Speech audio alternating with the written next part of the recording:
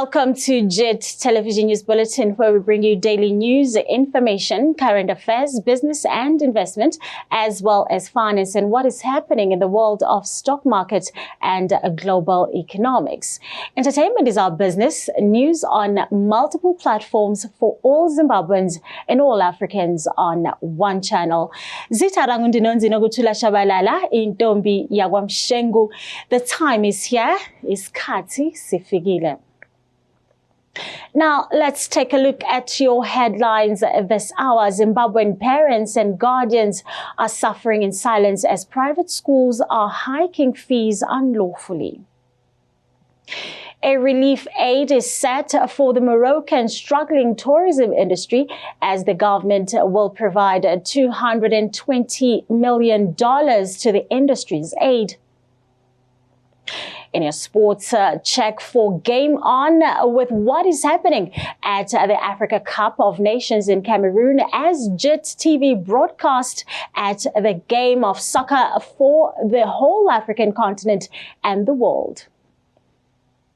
Your top story this hour: most schools in Zimbabwe are starting online lessons, with some excluding pupils whose fees is yet to be paid, while some private schools are hiking school fees for the first term, with the highest charging $3,000.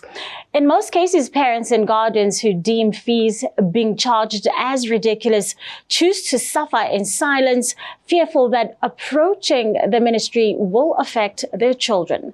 Meanwhile, Dominican Convent is charging $180,000, Girls College $345,000, Christian Brothers College $1,300, Whitestone $1,350, and SOS $600, which is payable in local currency at a bank rate. However, a parent who spoke on condition of anonymity expressed her frustrations at the fees increment, citing that parents are not happy with the increment, especially given the fact that they don't earn much, and from the look of things, their children are not learning as expected. Recently, Ministry of Primary and Secondary Education spokesperson Daungana Ndoro says only tuition fees structures that have been approved by the ministry will be considered binding, while fees approvals will be done on a case-by-case basis. However, the Education Act in Zimbabwe also states that any tuition fees adjustment must be approved by a majority of the parents at a meeting of the school's parents' assembly, attended by not less than 20% of the parents. Zimbabwe Teachers Association President Richard Gundani says due process is not being followed by schools as fees hikes must be informed by reality, and the realities of the grounds are determined particularly by the parents who are the stakeholders in the schools. So proper information has to be given to the parents, who can then work a plan of how they are to tackle this issue, looking at the budget. In other news, South Africans are reportedly destroying vending stalls at the Barra taxi rank in Soweto that are believed to be owned by foreign nationals. The hawkers complain that a resident-driven operation put in place to evict vendors who were in the country illegally and wrongfully targeted them, resulting in them losing their stock. The operation has also affected some local citizens, and one trader says her ID book was thrown away when she provided it as proof of being a South African citizen, and that she was also accused of having obtained it illegally.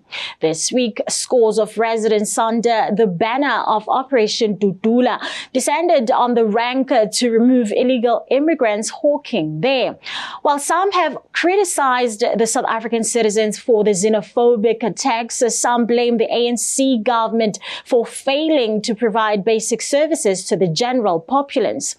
They, however, say the public is expressing its anger at the wrong people, the so-called foreigners from the other parts of Africa, who are the soft targets of the frustrated communities. Well, coming up next is your JIT-TV business news.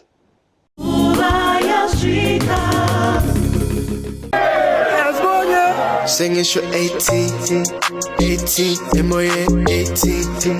Drip jag min på med Italy. Asbåge, lilla sången. Singing show 18, 18, moje 18. Drip jag min på med Italy. Lit. It's the JIT experience, guys. This is the JIT experience. Lilla sången. Singing show 18, 18, moje 18.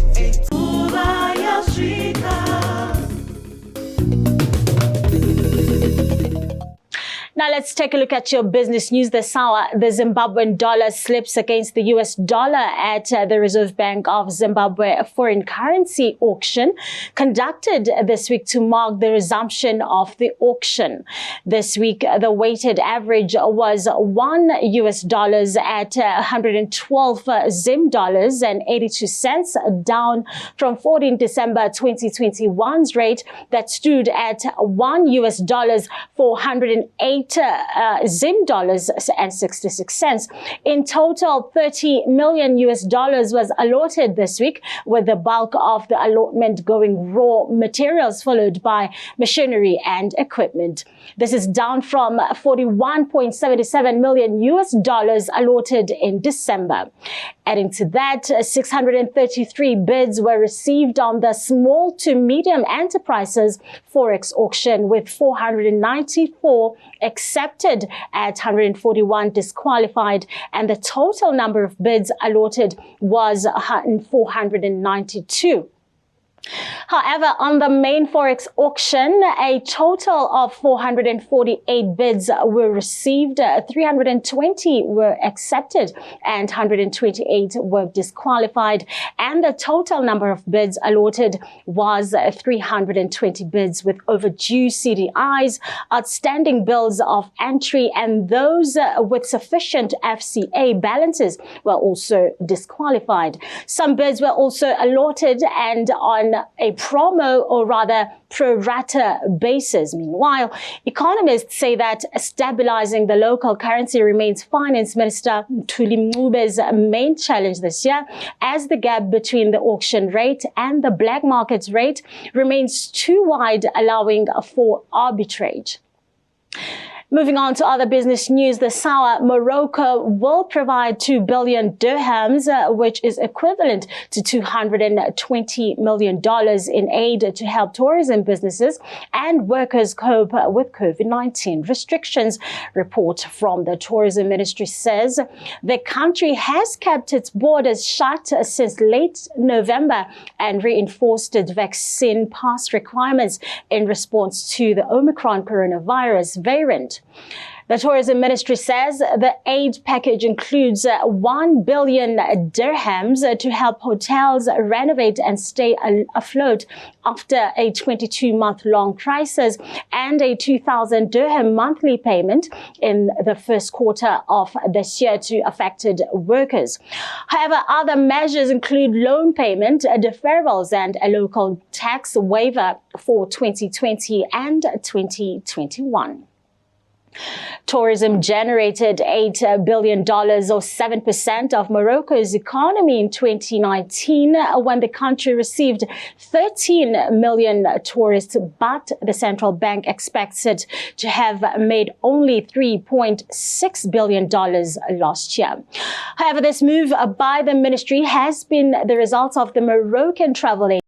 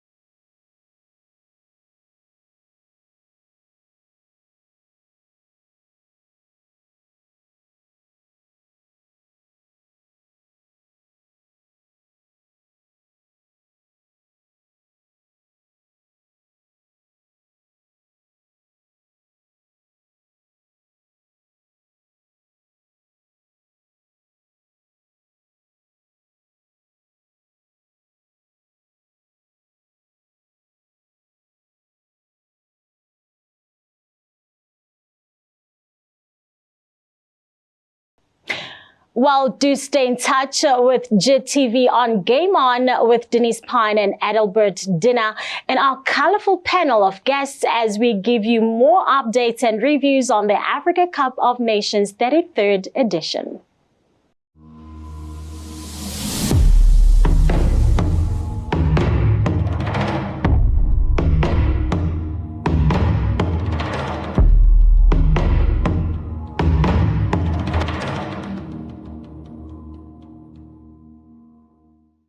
And now over to the gentlemen. Let us talk about today. How are you feeling? What do you, Mr. Phil? The guest first. Okay. Good evening, Zimbabwe. Good evening, viewers. Well, what a good match we have just witnessed today. The Zimbabwean Warriors winning by 2-1 against Kenya. What a good result for us. And, the team did well. I can't help it. I'm so happy, guys. You don't understand. Yeah, no, we all are happy, Denise. Good result for Zimbabwe. I think credit should go to Norman Mapeza and his technical team, and also not forgetting the players because, they put up a very, great performance. And I wish, we had played like that. This brings us to the end of your sports and entertainment news at JIT-TV this hour. And coming up next is JIT-TV Weather Report.